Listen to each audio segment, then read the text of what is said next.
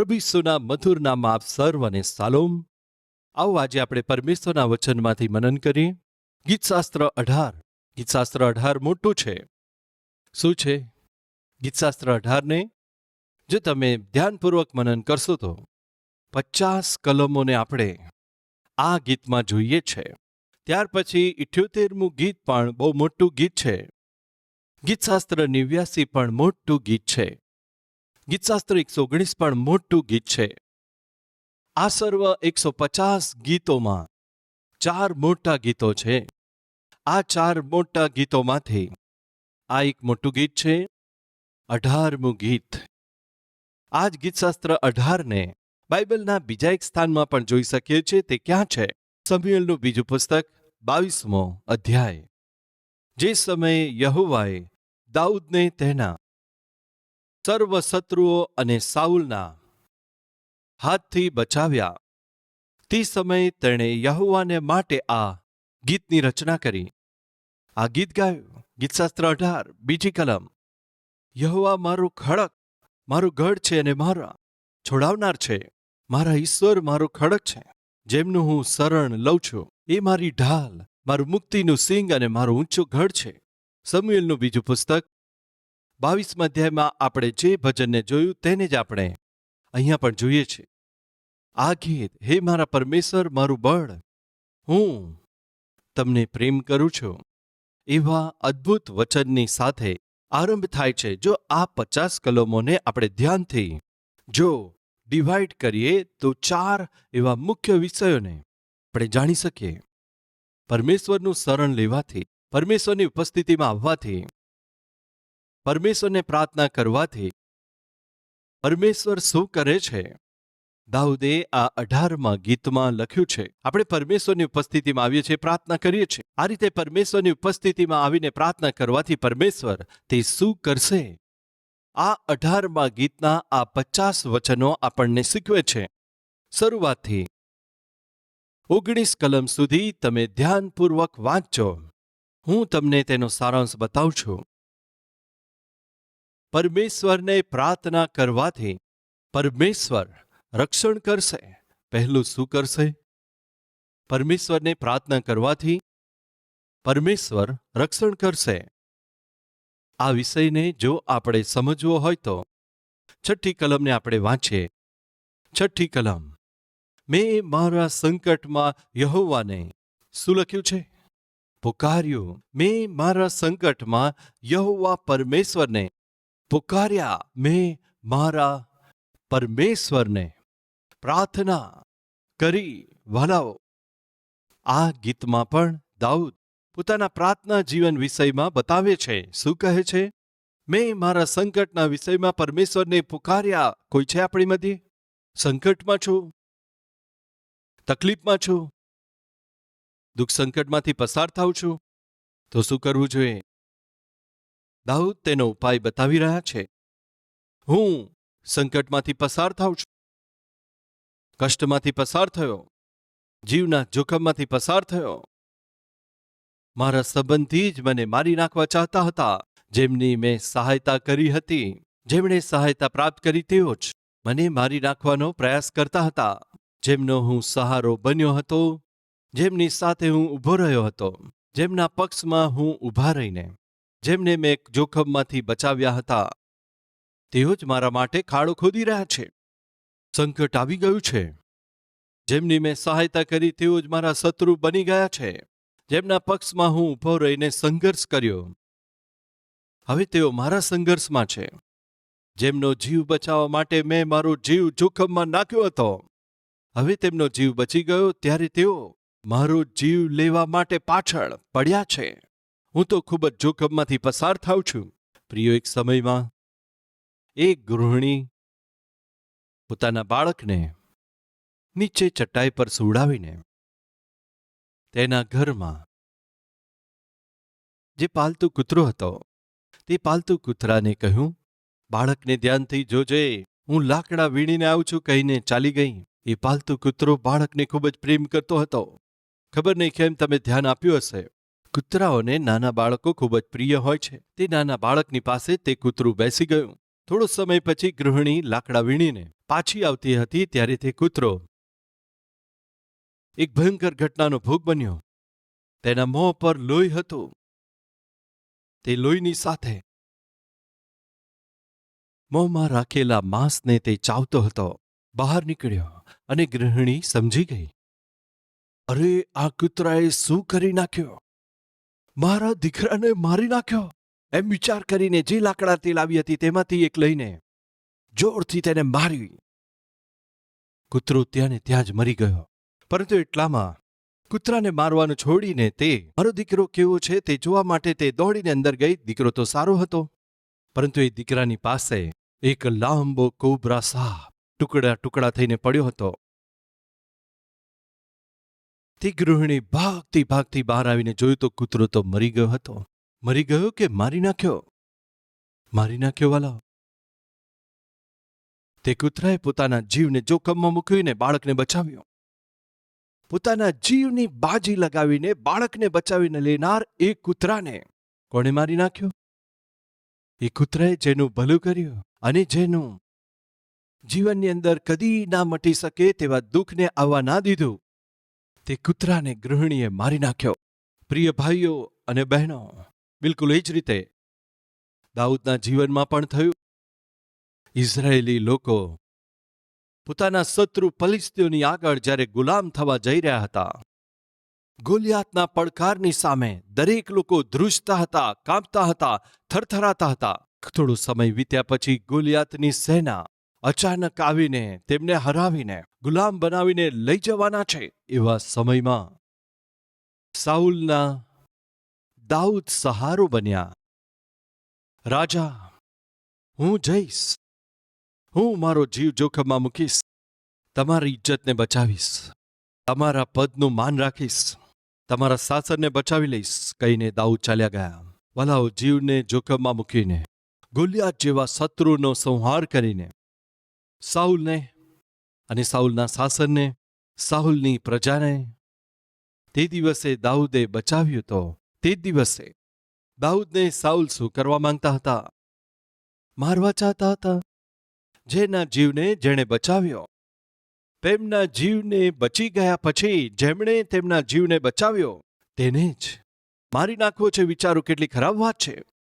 આજે આપણી મધ્યે કોઈ એવું છે જેની મેં સહાયતા કરી, જેનું મેં ભલું કર્યું, જેની હું સહાયતા કરી ચૂક્યો છું, જેનું મેં ભલું કર્યું છે, જે વ્યક્તિને માટે આશીષદાયક બન્યો અને જેના પ્રત્યે મેં આત્મિકતા બતાવી, પ્રેમ અને પ્રીતિ બતાવી, હવે તે જ વ્યક્તિ આજે મારી સાથે જ ખરાબ કરી રહ્યો છે અથવા ખરાબ કરી રહી છે.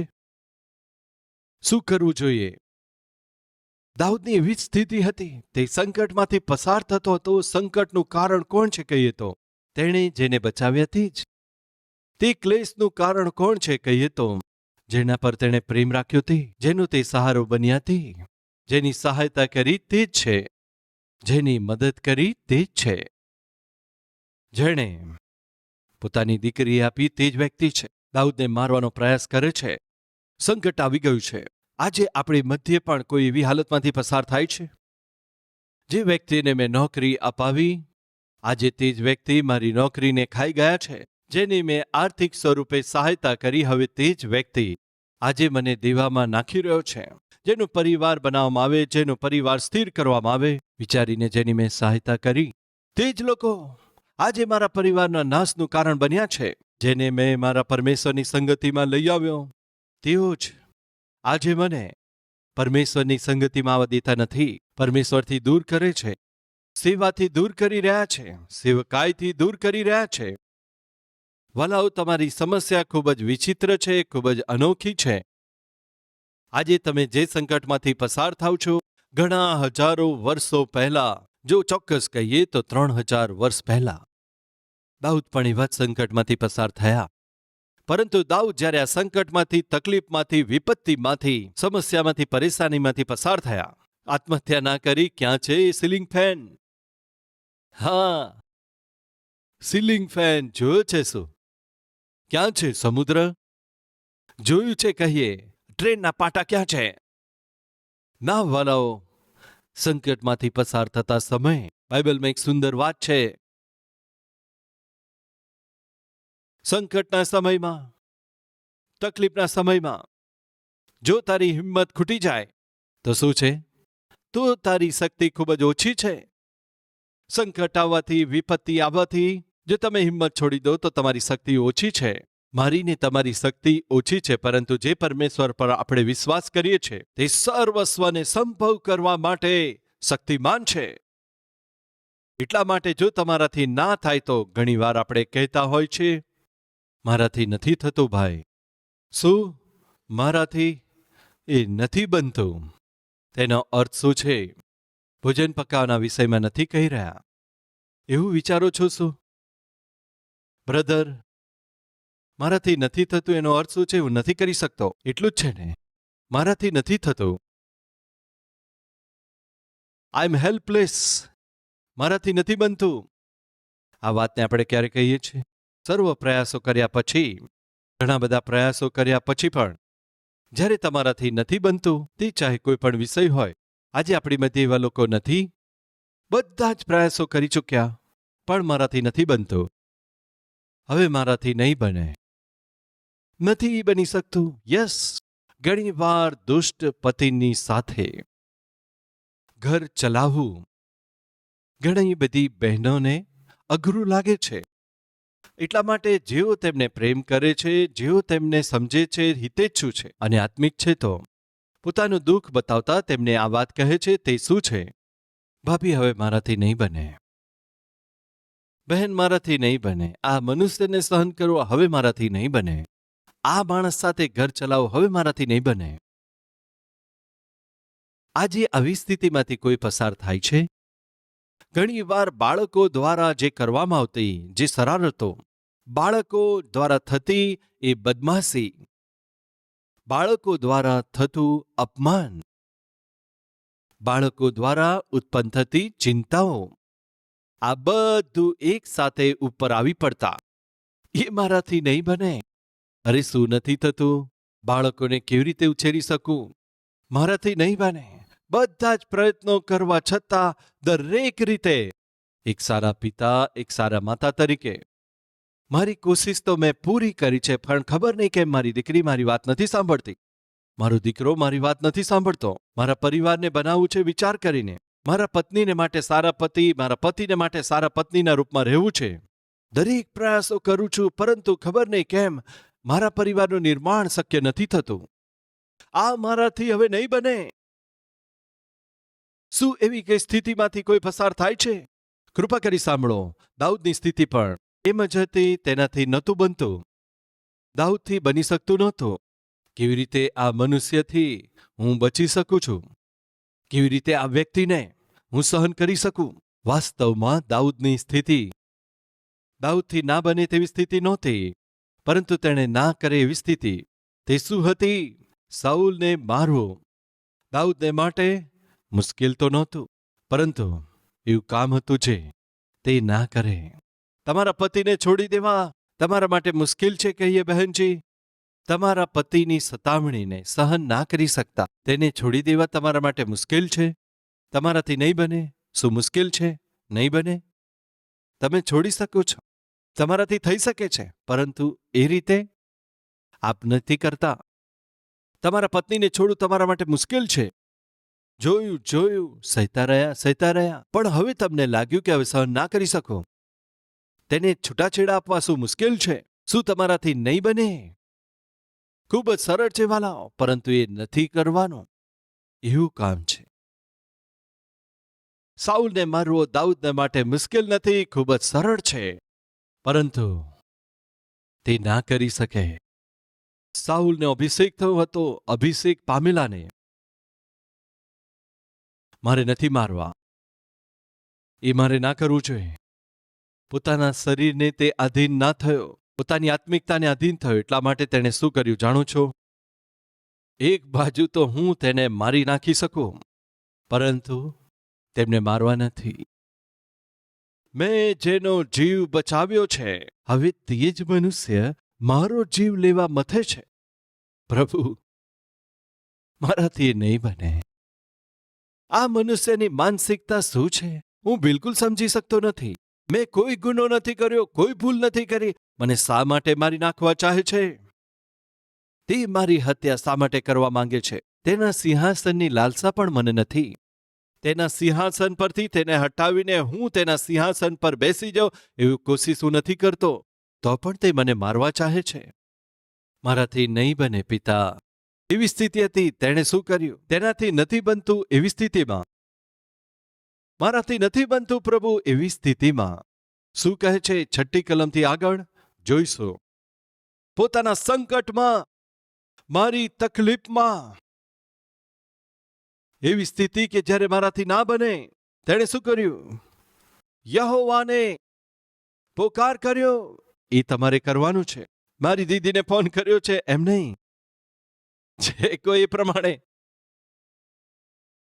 મારી માને ફોન કર્યો હતો, છે કોઈ હા વકીલને ફોન કરી દીધો છે, પોલીસ સ્ટેશનની અંદર ફોન કર્યો છે કોઈ વાલાઓ, એ તેનો હલ નથી. દાઉદ કહી રહ્યા છે, મારા સંકટમાં હું યહોવાને શું કહે છે? પુકાર કર્યો. મેં મારા પરમેશ્વરને વિનંતી કરી. ક્યાંથી, ક્યાં આગળથી તેણે પ્રાર્થના કરી અને તેણે પોતાના મંદિરમાંથી મારી વાતો સાંભળી. મારી વાતો સાંભળી. પરમેશ્વરે મંદિરમાં પ્રાર્થના સાંભળી તો ભક્ત ક્યાં હશે? ઘરમાં. જોરથી બોલો, મંદિરમાં. સંકટ આવી ગયું. દાઉદે શું કર્યું જાણો છો? મંદિરમાં આવી ગયા. મંદિરમાં મારા પરમેશ્વરની મેં વિનંતી કરી. વાલા ભાઈઓ ને બહેનો, પરમેશ્વરના મંદિરમાં આવીને વિનંતી કરવી તે તો ખૂબ જ જરૂરની વાત છે. પ્રિયો, ઘણા સમયથી તે ગૃહિણીના સંતાન નહોતા. ઘણા સમયથી એ ગૃહિણીને સંતાન નહોતા, તો તે વાંચણીપણાનું એ દુઃખ સહન ના કરી શકતા. આવીને રડી. ક્યાં આગળ આવીને રડી હતી? તેની માતાના ઘરમાં આવીને રડી? પિયરમાં જઈને રડી? પડોશીના ઘરમાં જઈને રડી? શું એવા લોકો આપણી મધ્યે છે વાલાઓ? ક્યાં રડી જણાવશો મને? ખરેખર તે કોણ છે જણાવો? હન્ના. વાંજ છે. એ છાપને સહન ના કરી શકતા હન્ના પતિને કહી શકતા હતા, મારું મન નથી મંદિરમાં આવવાનું, તમે પોતે જ જાઓ. શું પરમેશ્વર મંદિરમાં જ રહે છે, ઘરમાં નથી રહેતા? હું અહીંયા પ્રાર્થના શું નથી કરી શકતી? આ તમે મંદિરમાં જાઓ. શું એવું કહ્યું હતું? ના વાલાઓ, જ્યારે તેના જીવનની અંદર ના મટી શકે તેવી સમસ્યા હતી, તે મટી ના જાય તેવી સમસ્યાને લીધે જ્યારે તે ખૂબ જ વેદનામાંથી પસાર થતી હતી, દુઃખથી જ્યારે તે પીડાઈ રહી હતી, શું કર્યું જાણો છો? પરમેશ્વરના મંદિરમાં ગઈ, આંસુઓ સાથે રડી. આવો વાંચીએ. શમૂએલનું પહેલું પુસ્તક, 1 અધ્યાય, 9મી કલમ. હવે શીલોમાં ખાઈ પી રહ્યા પછી અને હન્ના ઉઠી અને યહોવાના મંદિરના ચોખટ પાસે એક બાજુ આગળ એલી યાજક આસન ઉપર બેઠેલા હતા. મંદિરમાં. તે ક્યાં આવી? મંદિરમાં આવી. એલી નામના યાજક ત્યાં આગળ બેઠેલા હતા. તે મંદિરમાં આવી. કેવી રીતે આવી લખ્યું છે? ખૂબ જ વ્યાકુળ મન સાથે આવી હતી. ખૂબ જ દુઃખી થઈને આવી હતી. આજે આપણી મધ્યે એવું કોઈ છે? બ્રધર, હું ખૂબ જ દુઃખ સાથે આવી છું. ખૂબ જ વેદના સાથે આવી છું. ખૂબ જ અપમાનિત થઈને આવી છું. ઘાયલ થઈને આવી છું. સતાવણી થઈને આવી છું. નિસહાય સ્થિતિમાં આવી છું. શું કોઈ આપણી મધ્યે એવું છે? તો સાંભળો. તે દિવસે હન્ના ખૂબ જ દુઃખી મન સાથે આવીને અને યહોવાના મંદિરના શું છે? ક્યાં આગળ? યહોવાની ઉપસ્થિતિમાં. પરમેશ્વરનું મંદિર, યહોવાનું જે નિવાસસ્થાન છે, તે પરમેશ્વરનું મંદિર છે. એ તો મનમાં વ્યાકુળ થઈને અને યહોવાને પ્રાર્થના કરવા માટે અને વિલાપ કરીને રડવા લાગી. ચીસો પાડવી અલગ છે, આંસુ પાડવા અલગ છે. બંનેમાં અંતર છે. ચીસો પાડવી, આંસુ પાડવા. પરમેશ્વરના મંદિરમાં શું કરવાનું છે? ચીસો પાડવાની છે કે રડીને વિલાપ કરવો? ઘણીવાર ચીસો પાડનારને આપણે જોઈએ છે એવી રીતે જાણે ચીસો પાડે છે. કૃપા કરી ધ્યાન આપજો. ઘણા લોકો તેને આત્મિકતા વિચારે છે, ઘણા લોકો આત્મા વિચારે છે. પરંતુ હાન્ના પરમેશ્વરનો આત્મા પામેલી હતી, આત્મિક સ્ત્રી હતી. એટલા માટે પરમેશ્વરની ઉપસ્થિતિમાં તેણે શું કર્યું જાણો છો? આંસુ વેવડાવ્યા. પરમેશ્વરના મંદિરમાં જ્યારે તેણે પ્રાર્થના કરી, પરમેશ્વરે તેને એક ઉત્તમ પુત્રના સ્વરૂપે સમુએલ આપ્યો. પ્રિય ભાઈઓ બહેનો, સંકટ આવી ગયું. દાઉદે શું કર્યું? પરમેશ્વરના મંદિરમાં આવીને પ્રાર્થના કરી. હન્નાના જીવનમાં સંકટ આવ્યું. તેણે શું કર્યું? પરમેશ્વરના મંદિરમાં આવીને પ્રાર્થના કરી. પછી શું થયું? ત્યાં આગળ સાઉલથી પરમેશ્વરે દાઉદને છોડાવ્યો અને અહીં આગળ હન્નાને ભેટ સ્વરૂપે સમુએલને આપ્યો. તે જ મારા પરમેશ્વર છે, જે સંકટમાં તમે છો તે દૂર કરીને આજે તમારી પ્રાર્થનાને સાંભળીને ઉત્તર આપવા જઈ રહ્યા છે. આવો સાથે મળીને પરમેશ્વરની ઉપસ્થિતિમાં આપણે પ્રાર્થના કરીએ.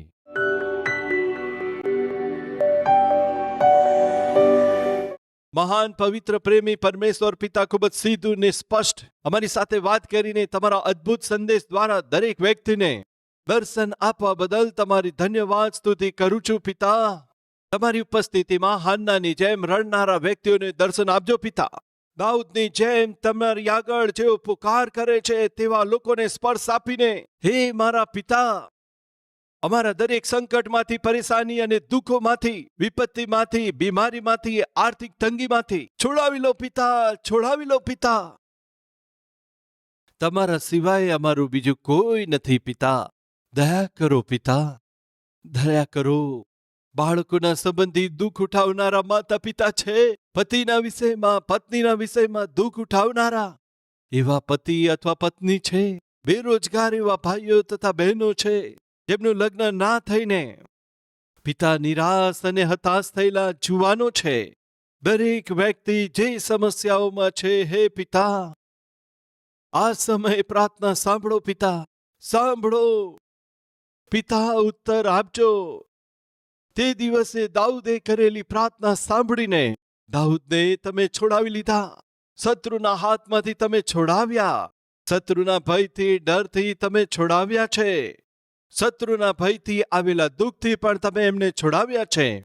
પિતા, આજે અમે તમારા બાળકો છે, અમને પણ દર્શન આપજો. શૈતાનની દરેક પરીક્ષાઓથી અમને છોડાવી લો પિતા. શૈતાન જે લાવે છે દરેક સંકટથી અમને છોડાવી લો પિતા. ઈસુના નામથી પ્રાર્થીએ છે પિતા. આમેન.